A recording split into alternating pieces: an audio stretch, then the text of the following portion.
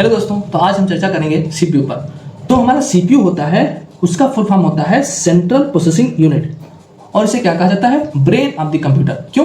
क्योंकि ये हमारे जैसे शरीर में हमारा मस्तिष्क काम करता है, कैलकुलेशन करता है, जोड़ घटाना गुणा भाग जैसे काम करता है, लॉजिक्स लगाता है, वैसे ही जो सेंट्रल प्रोसेसिंग यूनिट है ये भी क्या करती है?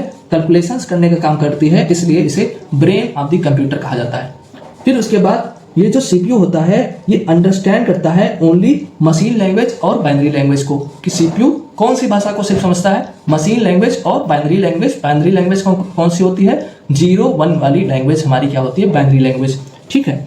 फिर उसके बाद जो हमारा सीपीयू होता है उसको प्रोसेसर या माइक्रो प्रोसेसर के नाम से भी जाना जाता है, क्योंकि पहले जमाने में क्या होता था कि जो हमारे सीपीयू होते थे उसमें एलयू, सीयू और एमयू मेमोरी यूनिट जो कंपोनेंट होते हैं ना, 3 भाग होते हैं, वो सब अलग अलग होते थे।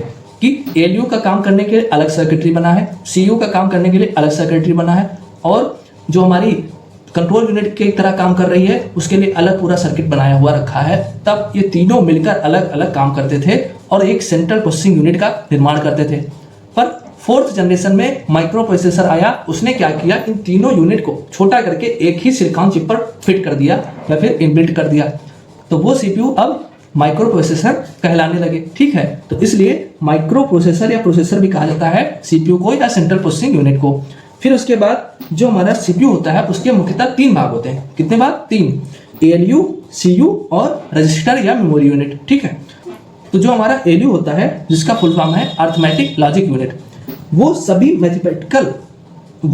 मैथमेटिकल प्लस माइनस गुणा भाग जो हमारे मैथमेटिकल ऑपरेशंस होते हैं उनको करता है, और साथ ही साथ लॉजिकल गणनाएं भी करता है। लॉजिकल गणनाएं मतलब कि जैसे कि तुलना करना, चयन करना, मिलान करना, ये सब लॉजिकल गणनाएं, इसमें लॉजिक्स लग रहे हैं। ठीक है, फिर उसके बाद एंड और नॉट जैसे जो हमारे ऑपरेशंस होती हैं वो भी कौन करता है? एलयू करता है। तो इसको भी आप ध्यान रखिएगा। तो हमारा एलयू के क्या काम हो गए? मैथमेटिकल और जितने भी निर्देश आते हैं कंप्यूटर के पास उसको एग्जीक्यूट, उसको निष्पादित करने का काम कौन करता है? हमारा एलयू करता है। इसको ध्यान में रखिएगा। फिर उसके बाद हमारा आता है सीयू। सीयू मतलब कंट्रोल यूनिट। कंट्रोल यूनिट क्या करता है कि पूरे सिस्टम को कंट्रोल और मैनेज करने का काम करता है। कौन? कंट्रोल यूनिट, जिसे कंप्यूटर का मैनेजर भी कहते हैं, क्योंकि पूरे सिस्टम को कंट्रोल और मैनेज कर रहा है, इसलिए क्या कहेंगे? कंप्यूटर का मैनेजर। और इससे कंप्यूटर का नर्व सिस्टम भी कहते हैं, तो आप ये भी ध्यान में रखिएगा। तो हमारे जो कंप्यूटर का सीपीयू होता है उसे ब्रेन कहते हैं, और जो हमारे सीपीयू के अंदर कंट्रोल यूनिट होती है उसे कंप्यूटर का नर्व सिस्टम कहा जाता है। इस बात को ध्यान में रखिएगा। फिर उसके बाद जो सीपीयू होता है वो हमारे कुछ और फंक्शंस को और बेहद ही महत्वपूर्ण कामों को करता है। आइए उसको देखते हैं कि जो हमारा सीपीयू होता है वो कंट्रोल करता है सीक्वेंशियल इंस्ट्रक्शंस एग्जीक्यूशन को, मतलब कि एक क्रम में जो निर्देश एग्जीक्यूट हो रहे हैं, निष्पादित हो रहे हैं, वो उसी क्रम में निष्पादित हों, इसको कंट्रोल करेगा कौन? Control unit. फिर उसके बाद मैनेज करेगा इनपुट आउटपुट डिवाइसेस को। इनपुट आउटपुट डिवाइस को कौन मैनेज करेगा? कंट्रोल यूनिट करेगा। फिर उसके बाद इंटरप्रिटेट करेगा इंस्ट्रक्शंस को, मतलब कि निर्देश जो भी हैं उनको डिकोड करेगा। कि जो निर्देश आ रहे हैं बाइनरी लैंग्वेज में है, तो कंप्यूटर के लिए ये कौन समझेगा कि वो निर्देश क्या है, उसमें कंप्यूटर को क्या करना है, तो वो डिकोड करने का काम कंट्रोल यूनिट करेगी। ठीक है, और गाइड करेगी डाटा फ्लो को, क्योंकि आपने पढ़ा होगा कि जो जॉन वॉन न्यूमैन आर्किटेक्चर होता है उसमें जो मेमोरी होती है उसी में डाटा और इंस्ट्रक्शंस फीड किए जाते हैं। अब इस मेमोरी से इस सीपीयू के बीच आपको डाटा या इंस्ट्रक्शंस लाने हैं, तो इसमें एक फ्लो होगा ना, डाटा का फ्लो होगा। अब उस फ्लो को नियंत्रित करना जरूरी है, तो वो काम कौन करेगा? कंट्रोल यूनिट करेगा हमारा। ठीक है, तो कंट्रोल यूनिट क्या है? कंट्रोल यूनिट हमारे कंप्यूटर का मैनेजर है, कंप्यूटर का नर्व सिस्टम है, हर चीज कंट्रोल और मैनेज करता है, और मैनेज करता है इनपुट आउटपुट डिवाइसेस को, और निर्देशों को डिकोड करता है और गाइड करता है डाटा फ्लो को। इतना आपको ध्यान में रखना है। अब हम बात करेंगे रजिस्टर्स की। तो सीपीयू के अंदर ही फास्टेस्ट इंटरनल मेमोरी जो पाई जाती है उसे कहा जाता है रजिस्टर। ठीक है, तो सीपीयू जो भी प्रोसेस करके जो परिणाम उसने निकाले तो उसको कहाँ स्टोर करेगा? वो अपने रजिस्टर में जो एक टेम्परेरी मेमोरी है उसमें स्टोर कर लेता है। और ये रजिस्टर किसके बने होते हैं? फ्लिप फ्लॉप के बने होते हैं। तो अगर पूछे कि रजिस्टर्स किसके बने होते हैं, तो फ्लिप फ्लॉप के बने। फिर यूपीडब्ल्यूएससी होम्योपैथिक फार्मासिस्ट 2025 में पूछा गया कि एलयू का प्राथमिक कार्य क्या है। उसने ऑप्शन दिया मैनेजिंग इनपुट आउटपुट डिवाइस, ये अभी पढ़ा कंट्रोल यूनिट का है तो ये तो हो गए नहीं। मॉनिटरिंग मेमोरी यूसेज, ये भी नहीं होगा क्योंकि एलयू के मुख्यतः दो ही काम थे, अर्थमेटिक और लॉजिकल ऑपरेशन लगाना। तो यहाँ पे लिखा है performing calculation and logical operation, तो हमारा क्या हो जाएगा, थर्ड वाला ऑप्शन सही हो जाएगा, क्योंकि तार्किक गणनाएं और कैलकुलेशन का काम कौन करता है, एलयू करता है। ठीक है, हम सीपीयू चक्र या फिर सीपीयू साइकिल को देखेंगे कि सीपीयू जो प्रोसेसिंग करता है वो कैसे करता है। तो जो सीपीयू जो है वो निर्देशों को संसाधित करने के लिए 4 चरणों में अपना काम पूरा करता है। क्या करता है कि वो सबसे पहले फेच करता है, मतलब निर्देश को प्राप्त करता है। वो कैसे प्राप्त करेगा, सीपीयू मुख्य मेमोरी से अगला निर्देश प्राप्त करता है। तो सीपीयू जो है मुख्य मेमोरी से अपना अगला निर्देश प्राप्त कर लिया जिसपे उसे काम करना है। उसे निर्देश मिल गया है तो अब क्या करेगा, वो डिकोड करेगा, मतलब कि निर्देश को समझेगा कि निर्देश क्या है और उसे क्या काम करना है। तो ये काम हमारी कौन करती है, कंट्रोल यूनिट, जो निर्देश का अर्थ समझती है और यह समझती है कि क्या करना है। फिर उसके बाद एग्जीक्यूट, अब निर्देश आ गया, निर्देश को समझ भी लिया गया, अब हमें क्या करना है, एग्जीक्यूट करना है, क्रियान्वित करना है। तो एलयू जो है वो गणना करता है, आवश्यक कार्य को पूरा करता है हमारा एलयू। तो जो डिकोड करने का काम सीयू कर रही थी और एग्जीक्यूट करने का काम एलयू करता है, और कैलकुलेशन करता है और कार्य को पूरा करता है, और फिर परिणाम को सहेज लिया जाता है रजिस्टर्स में। तो चौथा हमारा क्या हो गया कि परिणाम को सहेजना या फिर स्टोरेज हमारा चौथा चरण हो गया इस सीपीयू साइकिल का। ठीक है, तो सीपीयू साइकिल आपको अच्छे से समझ आ गई होगी। अब हम सीपीयू साइकिल को थोड़ा अच्छे से समझते हैं और उसमें यूज होने वाले जो रजिस्टर्स हैं उनके भी बारे में पढ़ेंगे, क्योंकि अब आयोग रजिस्टर्स पे क्वेश्चन बनाने लगे हैं। तो जो हमारी फेच डिकोड एग्जीक्यूट का जो साइकिल होती है, चक्र होता है, वो इससे चालू होता है कि सीपीयू अपने से सवाल करता है कि क्या कोई इंस्ट्रक्शंस है जिसपे मुझे काम करना है। तो अगर जवाब आता है कि हाँ, तो वो अपनी साइकिल यही चालू कर देता है। अगर ऑप्शन आता है ना, तो कहता है वाह बहुत बढ़िया, हमको क्या करना। तो अगर जवाब आया हाँ कि इंस्ट्रक्शन है, तो क्या होता है कि जो हमारा प्रोग्राम काउंटर रजिस्टर होता है वो अगला निर्देश जिसे सीपीयू को फेच करना है उसकी मेमोरी लोकेशन को रखता है। ठीक है, फिर उसके बाद ये जो एड्रेस होता है जो पीसी के पास है उस निर्देश का जिसे सीपीयू को फेच करना है, उसको एड्रेस बस के माध्यम से पीसी से मेमोरी एड्रेस रजिस्टर में कॉपी किया जाता है। तो जो पीसी प्रोग्राम काउंटर था उसमें एड्रेस था, अब वो एड्रेस बस क्या होती है कि कंप्यूटर के इंटरनल सिस्टम में तारों का वो समूह है जो इंस्ट्रक्शन या डाटा को एक कंपोनेंट से दूसरे कंपोनेंट तक ले जाने का काम करता है। फिर उसके बाद मेमोरी एड्रेस रजिस्टर एमएआर में दिए गए एड्रेस वाली मेमोरी लोकेशन से, जो एमएआर में एड्रेस दिया गया था जिस मेमोरी लोकेशन का, उससे निर्देश जो है वो एमडीआर मेमोरी डाटा रजिस्टर में कॉपी कर दिए जाते हैं। तो पहले तो क्या हुआ, प्रोग्राम काउंटर ने उस अगले निर्देश जिसको सीपीयू को फेच करना है उसका एड्रेस अपने में रख लिया। ठीक है, अब उसके बाद प्रोग्राम काउंटर से एड्रेस बस ने उस एड्रेस को ले जाके मेमोरी एड्रेस रजिस्टर में कॉपी कर लिया। ठीक है, अब मेमोरी एड्रेस रजिस्टर में जो एड्रेस लिखा है वो उस एड्रेस पे जाके वो निर्देशों को प्राप्त कर लेगा। फिर उसके बाद एमडीआर मेमोरी डाटा रजिस्टर जो है उसमें हमारा क्या होगा कि उस डाटा को भेज दिया जाएगा। अब मेमोरी डाटा रजिस्टर से डाटा बस उसको ले जाएगी और करंट इंस्ट्रक्शन रजिस्टर में फीड कर देगी, और फिर करंट इंस्ट्रक्शन रजिस्टर्स में वही निर्देश फीड होते हैं जिन पे सीपीयू को काम करना होता है।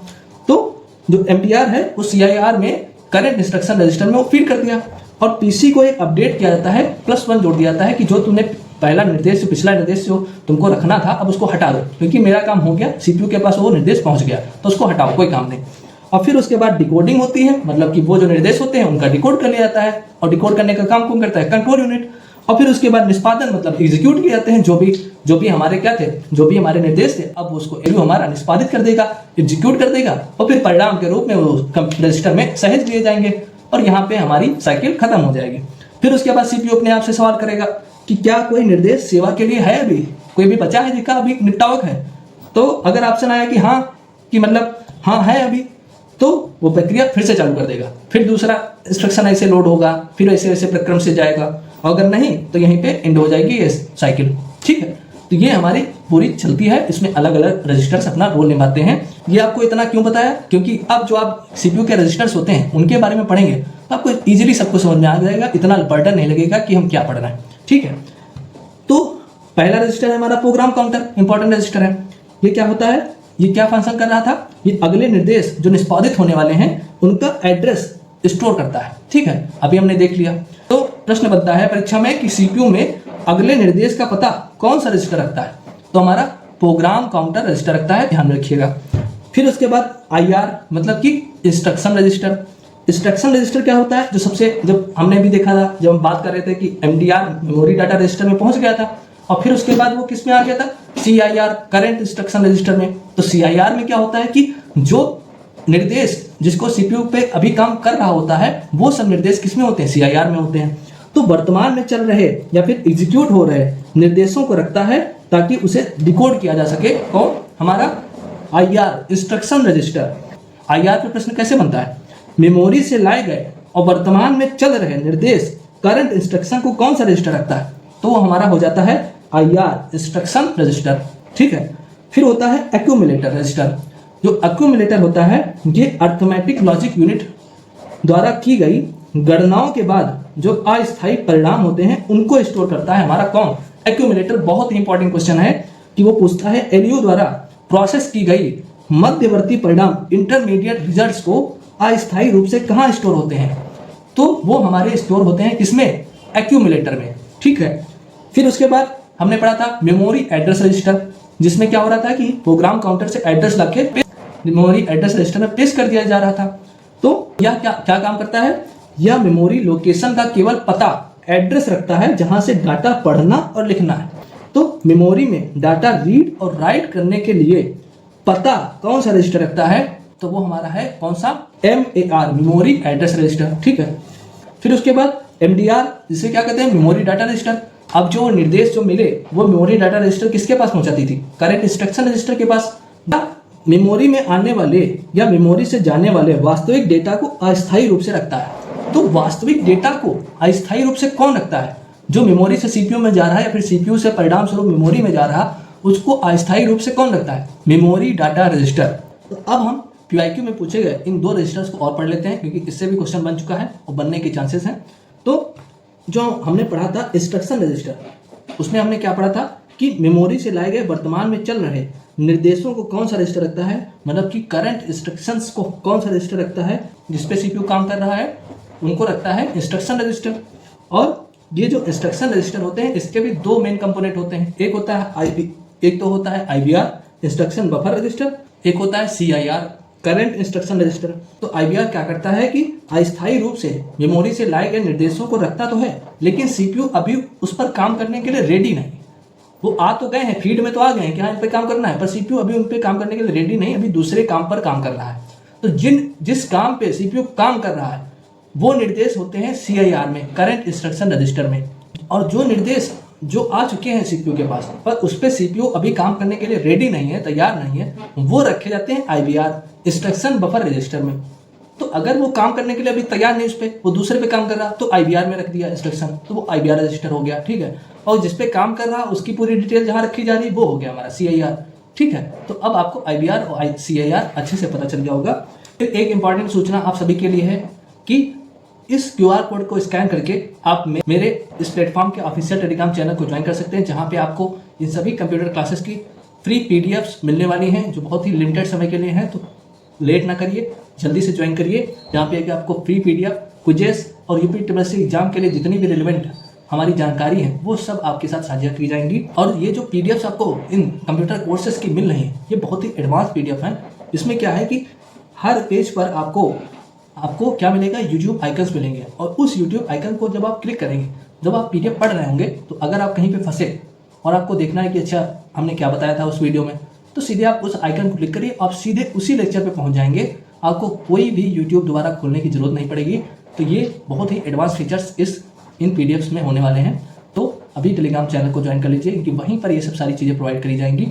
अपने सीपीयू के दूसरे सब टॉपिक जो कि बस जो हमारे कंप्यूटर सिस्टम के जो इंटरनल कंपोनेंट्स होते हैं, जैसे रैम, सीपीयू और इनपुट आउटपुट डिवाइसेस के पोर्ट्स जो कि मदरबोर्ड में लगे होते हैं, उनके बीच जो कम्युनिकेशन है वो कैसे होता है, वो बसेस के माध्यम से होता है। बस क्या होती हैं, वो फिजिकल वायर्स का क्या होता है, बंडल होता है, सेट होता है, जिससे एक कंपोनेंट से दूसरे कंपोनेंट के बीच डाटा का फ्लो होता है, डाटा या फिर इंस्ट्रक्शन जाते हैं। ठीक है, तो इस पे बने क्वेश्चन देखते हैं और फिर उसके बाद सारे बसेस को कवर करेंगे।